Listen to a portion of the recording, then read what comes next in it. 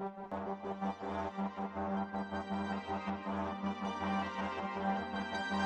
the truth to the young black youth. Proof. Kick the truth to the young black youth. Proof. Kick the truth to the young black youth. Proof.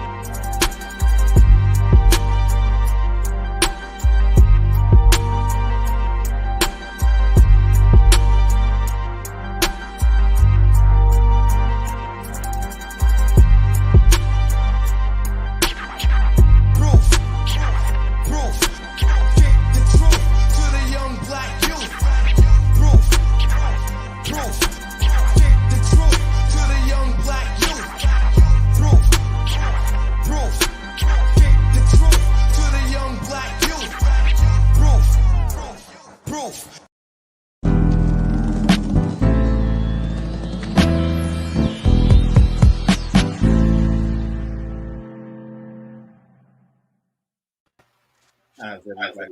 Today is the Proof of the Pudding podcast show, and I go by the name of Playon 919. I'm excited about today's show because we got Black excellence in the building, all the way from Northern California. She's a print model, business owner. She's a positive Black woman doing big things in the community.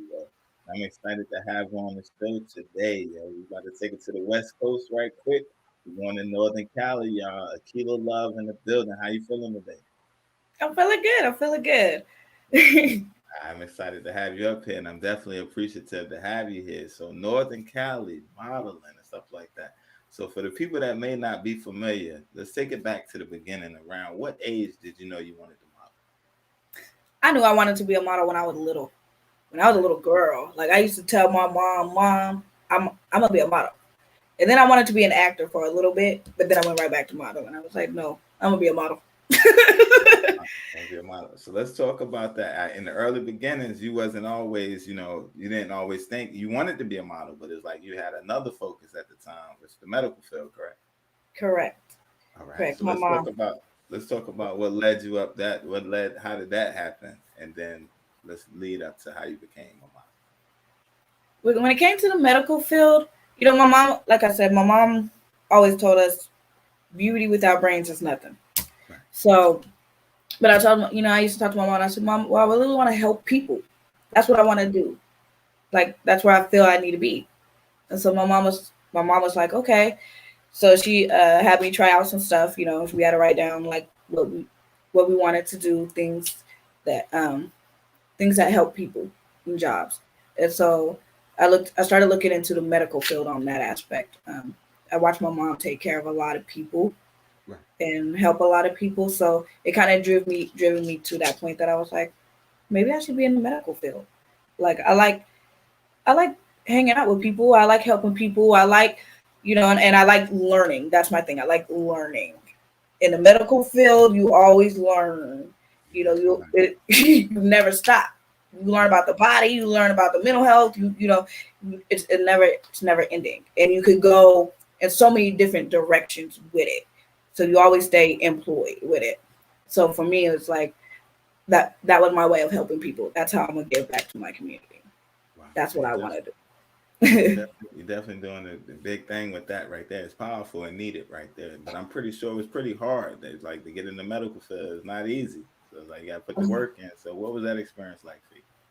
That was definitely a journey. When I first started my medical assistant, started going to school for that. I didn't have a car.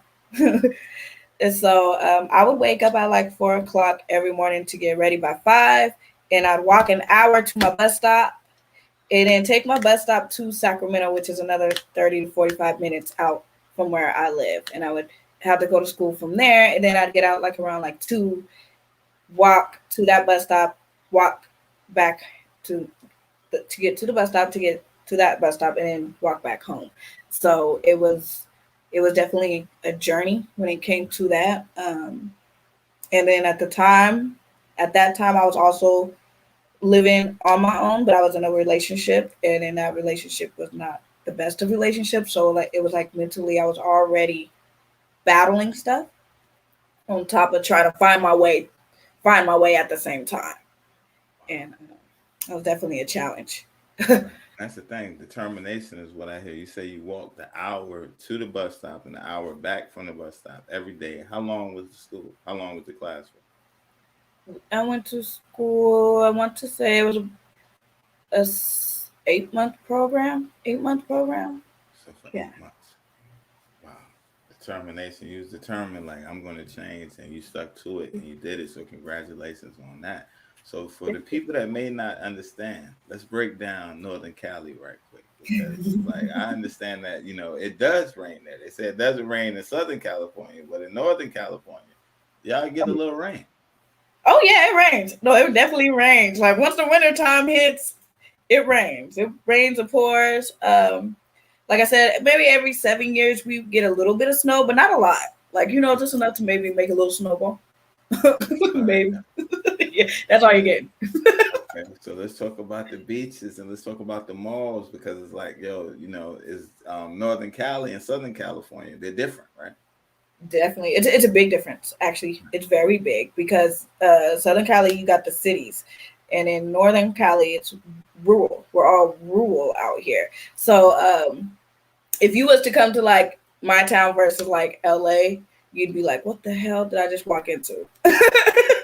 Because like in my town, we only got one mall, one movie theater, and the mall is only one floor. It's only one floor. One mall, one movie theater, one bowling alley. And then we used to have a place called Millennium where the kids could go and go play, but we don't have that anymore. And they actually took out the bowling alley now. So we don't even have the bowling alley no more. Yeah. Wow. So it's very different. That's what I was about to say. So, all right, let me think back right quick. Let's think back real quick. Growing up, what was that experience like for you? My mom had us out here for a while, and then my mom moved us to Sacramento. And so when we moved to Sacramento, after my grandma passed away, we moved to Sacramento. And I got used to being out there. We had everything, I was in acting. I was everything. We had everything. We went roller skating. We was bowling. We was active. So when my mom moved me back here, and I'm like, well, Mom, I see cows. Why am I seeing cows? My mom was, she's like, it's okay. And I'm like, I don't know if it's okay. Right. But, so we moved back. And when we moved back, my mom, we was homeless for a little bit. My mom was staying place to place. And so, and in those individual places was a lot of different things that we experienced. When we moved back here, it was very racist, actually. I dealt with a lot of racial stuff here. And I wasn't used to that because in Sacramento, I had friends of all colors. I had friends, it didn't matter. Right. But when I moved out here, around that time, it was difficult because I remember when my mom moved us into these complexes, we was the only Black family there versus all these other white families, and they didn't like Black people, and that became a major problem. And that was a challenge too. That was very different. I can say now it's not so bad. I can say a lot of, now that I'm older, I don't deal with it a lot as much as I did before, but I guess maybe that's because times are changing, you know what I mean? So it's very different. Like I said, it's very different. Like when I go to like other places and I see the different stuff, the programs, the different, how the community gets together a lot more. You know, it's very different because when I'm in my community, I'm like, well, dang, I wish we had more stuff for the youth out here. I wish we still had things to bring us together more often. So I guess we would say that would be the big difference. Right. And that would be a culture shock coming from everybody together to over here where it's more isolated, people more racist and stuff like that. So let's talk about breaking into the modeling. How was it in the beginning for you, transforming, becoming a model? What was that experience like? It was difficult. I had my best friend hit me up one day. She was like, "Hey, I'm becoming a photographer. You want to become a model? Come and work with me." And I'm like, "All right." We both could learn off each other. Right. So I was my photographer's first colored model. At that. Right. And so it was nice, you know, but when it came to like working with other people, that's where it became difficult. Right. Because I'm not the average blonde hair and blue eyes. I'm not the average skinny size. You know, I got curves. And so a lot of photographers were looking for a specific look that I didn't fit. Right. And that maybe in a way I started to become insecure in a way because it started messing with me mentally. So for a while, modeling I wasn't enjoying it. It came a thing of like, how can I fix this about myself? How can I get skinnier? How can I get prettier? How can I become more average? Right. What's considered average? And that was a battle in itself.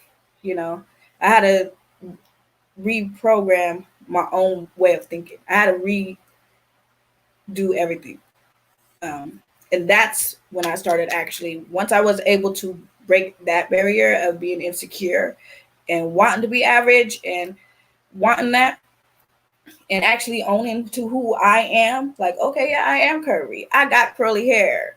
You know, that's when people started noticing me a lot more. That's when people was like, who's that? She came in here like she's the boss. You know, so when we get into modeling, we don't really think about certain things, but we don't think about the fact that it can mess with you mentally. It makes you want to change things about yourself that you shouldn't even have to change, that you don't even shouldn't want to change. Right. But it happens because you got so many eyes looking at you. You got so many people telling you how to look, how to act. You know, it's almost like you lose yourself in a little bit of a way. But then when you find yourself, you shine. Right. That confidence now. You get the confidence and stuff like that. So let me ask you, okay, being a model, right, in the game, what type of pressures with social media and everything? Nowadays, everything is social media. Everybody's perfect lives. Everything is over-exaggerated. What type of pressures are there for a model when everything is constantly changing? This is the look. You should look that way. I see a lot of times people, like you said, they're all trying to look the same way or fit into a mold. How does that affect you mentally, or most models? How can that affect y'all if you're not secure or if you're not confident in yourself? What's the drawbacks from that? Depression. You know, a lot of the pressure comes, like I said, from people following you. I would say for models, find your own look. Find your own look and go with it. Like for me, I tried different looks. Like I was like, okay, well, let me try this look. Let me try this look. Let me try. I don't like that look. You know, and once you find a certain look and you feel like you got that look, that's when you're gonna be like, you know what? This is my audience. This is who I need to pay attention to. You got to figure out your audience. Once you know your audience, it's smooth. But until then, the pressure of everybody telling you how to look, how to dress, what you should do, that's going to be there. Right. But I would say definitely just look into yourself and then explore yourself a lot, because that's, you know, a lot of people get into the whole modeling thing and they don't realize that we don't know a lot about ourselves until that pressure comes. You know what I mean? We don't realize it. It's like, oh, okay, well, I like this, but then you start to realize, well, no, I don't really like that. Nope. So it's like you got to get to know yourself all over again. And it's a lot of reprogramming. It's a lot of unlearning certain things that you learned, and you got to unlearn it, because even though we learn it, doesn't mean that it's right. True. No, that's the key. You know what I mean? And so it's almost like you got to unlearn certain stuff just to get ahead, and figuring out those things to unlearn. Right. So let me ask about mental strength. How much mental strength does it take? Like you said, confidence, self-care, self-love, like that. But how much mental strength does it take being a model into 2021, being a model? You have all these, people looking at you, all eyes on you. They have all these expectations. They put y'all on all these stigmas on these pedestals. How strong do you have to be mentally in 2021 to be a model? Very. You got to be very, very, very strong, because you got to think about it now, 2021. Everybody is critical about everything. Everybody, I don't know what it is about social media, but it seems like people just find stuff at this point just to be bad at you about, or say about, or you know what I mean? If you ain't out here with a plastic body, you ain't, you know what I mean? It's almost like natural beauty is like losing its course, almost like, and so, it's mentally, you got to ask yourself, like, can I do this? Because, like I said, people pick at everything. I literally had somebody tell me one time that they look at my pictures just to find something wrong with me. Wow. And just to find something wrong with me. And I didn't understand it. I was like, why would you do that? Like, I don't get what do you get out of that? Right. But, at the same time, I'm like, okay, this person's going to post stuff about me. This person's going to say stuff about me. How I react I can't control how other people react. I can just control how I react. Right. And so mentally, I got to tell myself, don't handle it the way that you want to handle it. Right. Handle it in a way that you can still keep your professional side to it. Because a lot of times it'd be like, you want to lose that professional side. You're like, oh, you people do too much sometimes. And then and that's why I say mentally, you got to remember, like, you can't control other people. You can only control yourself and how you react to other people. And that's it. Right. You can't let them get you out of your character. So let me ask you be ready to take it to the streets? Like, I'm joking. Now, but okay, so let's talk about, all right, some of your experiences, your early experiences versus nowadays. I'm pretty sure you learned a lot over the years. So it's like, how do you prepare mentally for your photo shoots now versus back in the beginning? Back then, I always just walked into a photo shoot like, okay, I always expected, the photographer's going to tell me what I need to do. Right. No. Now, I like to get up, refresh my morning. I like to meditate. I meditate. I like to relax, like before I go in, clear my mind, no worries. And I always like every detail. I need to know every detail. What is the theme? What are we shooting for? What look am I going for? Are we, so I know what I'm doing when I'm going in it. So before, when I first started, and I didn't really know all that. It was just like, okay, come in, try this on. All right, pitch, snap, snap. And I'm like, I don't really like how those came out. Like, but now I'm like, okay, I need every detail. So now I can switch my attitude when I go in. What attitude am I coming in today with?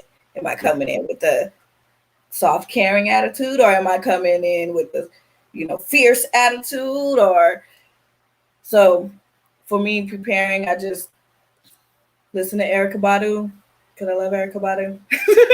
With Erykah Badu, right? Meditate, and then I go over everything, all my details of it, and then I'm like, okay, now going. Right. So I'm more prepared. A lot of times, like you said, people think it's just stand there, pose, take a picture. There's a lot that goes into it. So how long, how much practice, how much time did it take you to find your look, find your confidence, to find your poses, and to be comfortable in you, where it's like, boom, you already know when you go in? this is a good shot?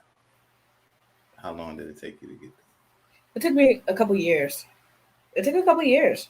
I actually didn't. It actually, like, I'd say about 4 years ago is when I finally got into like that side of me. Right.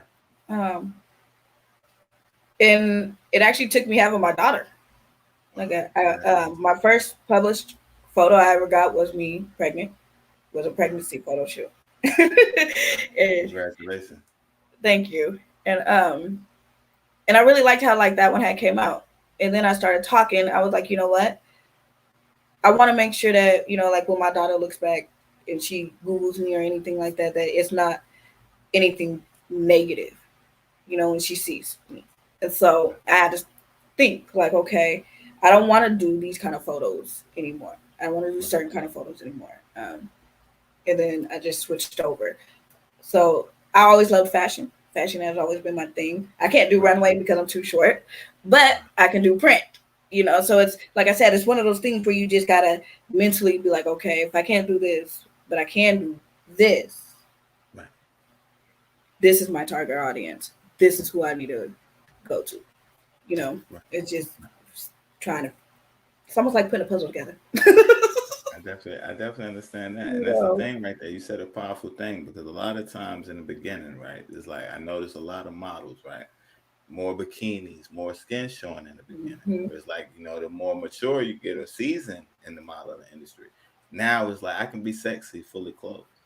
I can be, I can be selling, or advertising a ring and still bring fierceness. So it's like, how do you make that transition? Is it growth, or is it like, I know you said yours was looking at the picture of your daughter, you didn't want her to see a negative image of it.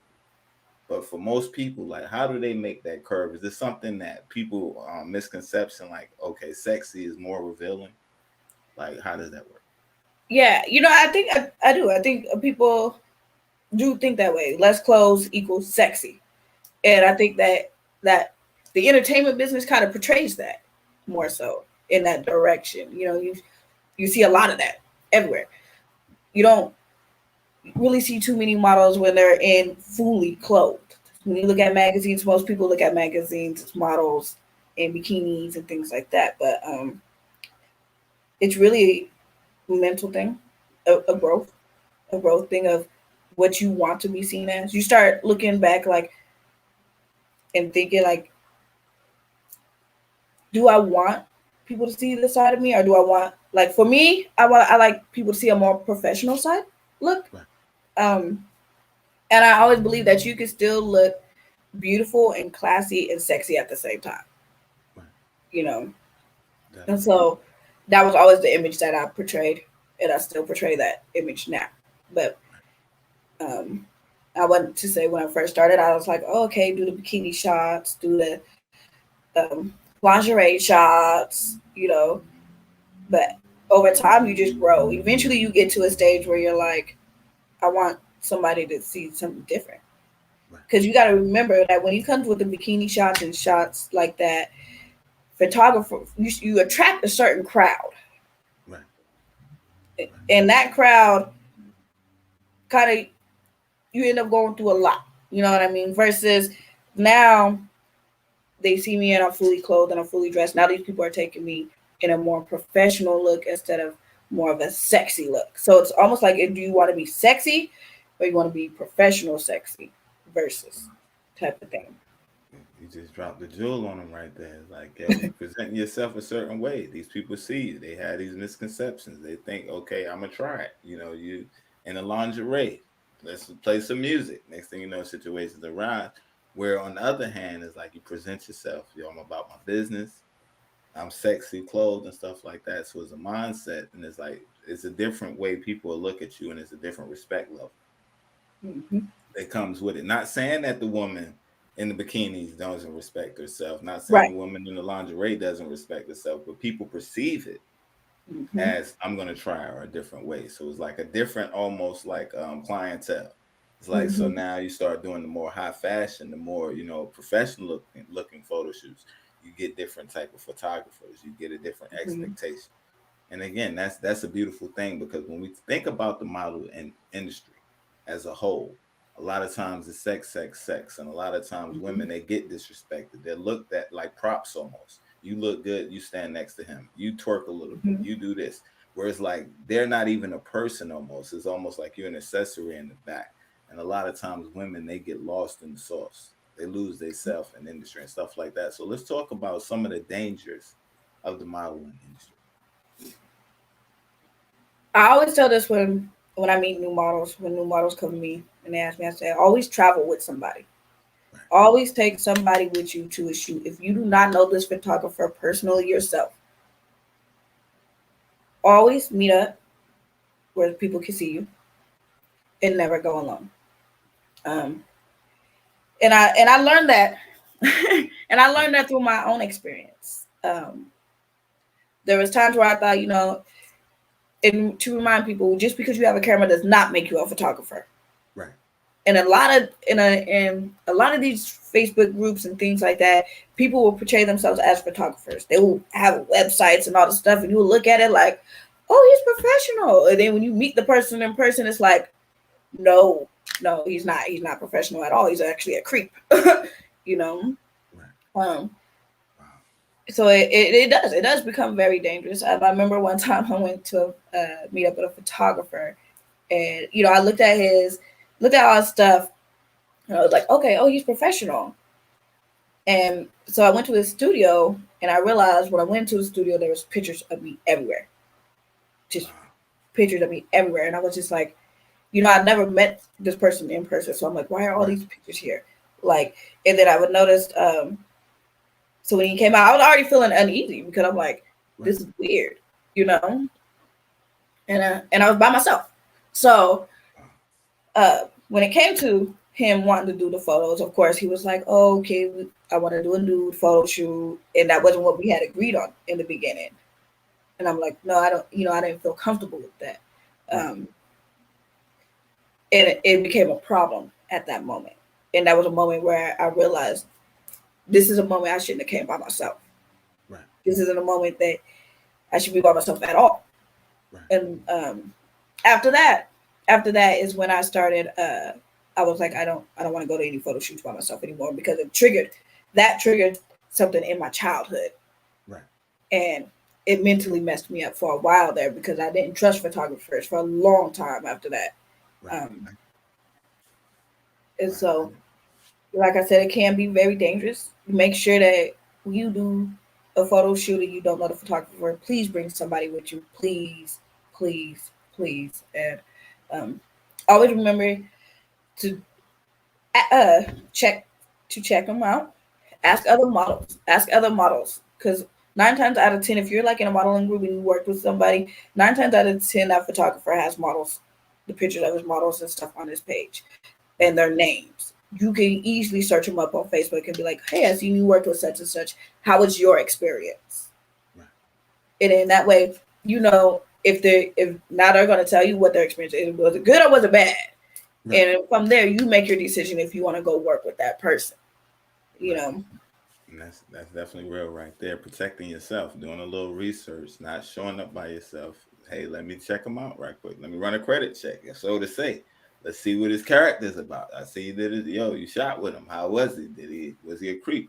Was he looking at you? Was he trying to touch you? So that's definitely important in this game right here, because a lot of times women, they get the short end of the stick. They wind up getting violated, or they may be approached inappropriately, and that's unfortunate. So let's talk about the model troops in the beginning, because I'm pretty sure you was telling me before we started, right, about what that was like back then with the models looking for a certain type of look. And it's like they tried to box you out for a while. You had to break down some barriers. So let's talk about that real quick. Yeah, you know, like I say, you know, I would go to the modeling groups and I thought, you know, for me coming into modeling, I'm like, this is going to be a learning experience for me. I get to see all these models. I get to see what they're doing. I can learn the poses. I could, you know, this is a learning experience for me. Like I said, I love to learn. That's my thing. I always try to learn something out of something, even if it's bad. I still try to take something with it. So, you know, I go up to the modeling group and I'm like, okay, I see all these photographers. I see all these models. Instantly, I notice I'm the only Black model. So I instantly noticed that. I'm like, okay. And I didn't see any Black photographers either. So I'm like, okay. I'm already feeling that oddball out. Like, Right. but then when I noticed that the photographers aren't coming up to me, they're coming up to all the other models, introducing themselves, talking to the other models, and I'm like, okay. So instantly, that's when I went and talked to the person that invited me to the event. Right. And I'm like, well, the photographers aren't really talking to me. They're not really working with me. Like, what can I do? And this is where I was coming to look for advice. And Right. it kind of shocked me when she threw it back, because she was like, well, you're not an average model. Right. What do you mean? like I was so confused at that moment. Like, okay, well, what's your average typical model? Right. And that's where the attitude part comes of me. My attitude part comes, because I was low key offended. What do you mean? Right. Right. And she was like, well, you're not blonde hair and blue eyes, so it's more difficult to work with you. Wow. Right. Because I'm curvy and I'm brown skinned with curly hair. Thank you. So instead of telling me how I can break down this barrier so I can get to know these photographers, you automatically excluded me out before I was even all the way in. That means I was excluded out before y'all even started talking. Anything like that. I was excluded out as soon as I walked through that door. Right. And that hurt in a way, because I was like, well, I'm just as beautiful. Right. Why am I not? Because I'm a little bit darker? Because my hair is curly? Right. And then I had to take it to myself. I said, you know what, you're right. I'm not the average model.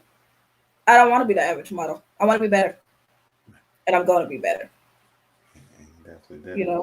And that, like I said, that goes to that attitude of, right. I had to pick it up, like mentally, because mentally in my mind, I was like, there ain't no way I'm going to make it. I can't compete against that. But then, like I said, you got to reprogram the way you think. Right. I had to change it. It was almost one of the moments like, this is my dream. I'm not going right. out like that. I'm about to make them know who I am. So how does it feel now, 10 years later, right? 10 years later, doing your thing. How does that feel to see your growth from that? They tried to box you out, try to count you out, and say you're not the typical model. How does it feel looking back? I feel great, and I feel great because I feel like, in a way, I discovered myself. I discovered my weaknesses. I discovered my strengths, and I discovered that I can do whatever I want to do. Right. You know what I mean? Like, I had somebody one time send me a message. They said, I don't know if you know this, but when I look up the word inspiration, your picture popped up. Wow. That's fine. And yeah. And that stuck with me. And I always kept that in my mind with that one person that told me that. Because, like I said, I've come a long, long, long way, and shout out to my photographers, Crystal, Joe, Chris, and my sister. I've been published in like 20 magazines. And with that, and then believing in me, I was able to change to the person that I am now. Because I wasn't confident at first, but like I said, I like to meditate. I like a lot of books that are about like growth and growing. And with that, I'm like, okay, I was able to go to my modeling and change that audience into my business audience. So now they got to watch me go from modeling and struggling with the modeling to actually being published in magazines to now starting my own candle business and doing that. And as well as my medical field. And I was an advocate for the disabled and for young youth at the same time. So for me, it was like I just kept growing, and my audience just got to watch that with me. They got to experience the growth with me. So now my audience is like, you know what? You're an inspiration. We got to see that. We got to see the struggles. We got to see, and I'm always real. I keep it 100 all the time. That's just me. You can't go wrong with keeping it 100. So when I talk about stuff on my pages and I go into it, I'm like, you got to remember, everybody struggles. It's not about what you go through, but how you get through it. How you get through it. That's You that's know. the thing right there. That's the thing. And you definitely got through it. So let's tell them about the candle business real quick. Yeah, so I started my own scented candle line. It's called Unforgettable Candles, Right. and I couldn't figure out what I wanted to do with it at first because I was like, well, I just, like I said, I love perfume, makeups, and things like that. But I didn't know what I wanted to do with it at first. And then one day it hit, and like I said, that message in my mind where the lady told me, "You're an inspiration." I was like, a message in a candle. So when you look at the top of the candles, each candle has a different message in it. And it, like one of the candles, for example, it says, "Follow your dreams. Only you can make them come true." Wow. Um, so whenever and that was my way of giving back, my way of being like, "Hey, look, you can do it. Don't think you can't, because you definitely can." And I love positive messages, so that was my way of sending my positive message and still being able to stick to being myself at the same time. And do it at the same time. And that's the thing right there. And if people were interested in buying the candles and stuff like that, would it be best for them to hit you on the Instagram or Facebook? Instagram. I do have a page on my Instagram called Unforgettable Candles, and I'll put it in the I can comments. send you the link. Yeah, I was like, I can send you the link of it. And they can find me on there. It has my pictures, my candles, the messages, and the scents and everything on there. Yeah, and that's the thing right there. You're definitely doing your thing. I'm definitely excited for you. I don't want to rush it. I know you got somewhere to be. Let me ask you, because I had a good time. You got a good vibe right there. And there's so much that we didn't get to talk about, right? I wanted to break it down a whole lot more, but I'm doing a condensed one right now. Let me ask you, can we get you back up here sometime down the road? So Yeah, we can do definitely. the actual, we can go more into depth. We can actually break it down and really walk them through this thing. Because, like, at the end of the day, like, people wouldn't know the racism that happens in the modeling business. They wouldn't know about the racism. You think California, you wouldn't think racism and stuff like that. But you were actually breaking down barriers where it's like they're learning from you now. So once you start working with these other ethnicities, they're now starting to change their way of thinking. Like, so it's like you did some groundbreaking stuff, like, history in the making almost. Because a lot of these photographers that had never worked with a woman of color, now they look at it different. So you're the representation of the next generation of now. So now when they work with African American women, they're not all automatically boxing them out or having a preconception, because they've worked with you now. So it's like a whole lot of stuff I definitely want to give you your flowers on for being. And it's like, again, when you talk to somebody, you only see the outside looking in. I've been following you on Facebook for a long time. We may have not have communicated, but as far as friends wise, hit that like button, follow. We've been friends for a while. So it's like some of the transformation is like over time. It's like, you might be going through stuff or whatever. It's like it pops back up the newsfeed. Oh, I've been following them. So it's like when it was time to do the interview, and I was going through my contacts, and I'm like, yo, she's been consistent. She's dope. There's a story behind it.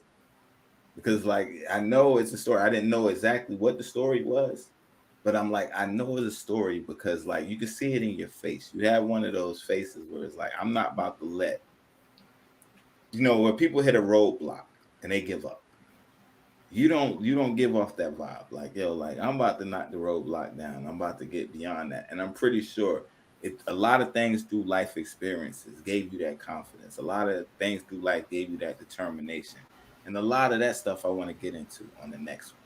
Because there's so much more. People may look, pop in and pop out. And they may, oh, she's a pretty face, da da da. But it's a fighter in you. It's like you had your dream. It's like even with the schooling and stuff like that, we did it fast. But it's like you put the work in. You wind up going from medical billing to working with patients at home and stuff like that. That was a journey in itself. I'm pretty sure it wasn't always easy. You said you had a child. You didn't give up. You're still going now, 5'1". They say, oh, you got to be 5'7" or you can't be a model. There was so many things stacked up against you. And you knock them down. Like, yo, you can't stop me. I'm coming back. Not only are you a model, business owner, you're working, you're giving back to the community. You're working with people with special needs. It's like people from the outside will look, oh, she's just a pretty face. You know, it's hard to try and put it in 30 minutes when it's like we're talking about a person's character, we're talking about their journey, we're talking about their greatness. Because it's like, yo, you are inspiration. You didn't give up. You're definitely inspiring other people. And sometimes we need to hear that. Sometimes it feels good to hear that. Like, yo, your work wasn't in vain. Like, yo, you know, I know that was hard. And I want to salute you, and I definitely want to bring you back in so, you know, we can really get in depth into it. But again, for the people that want to get the candles, it's Unforgettable Candles on Instagram. And I'm gonna put that in the comments, and I'm gonna put it in the YouTube description.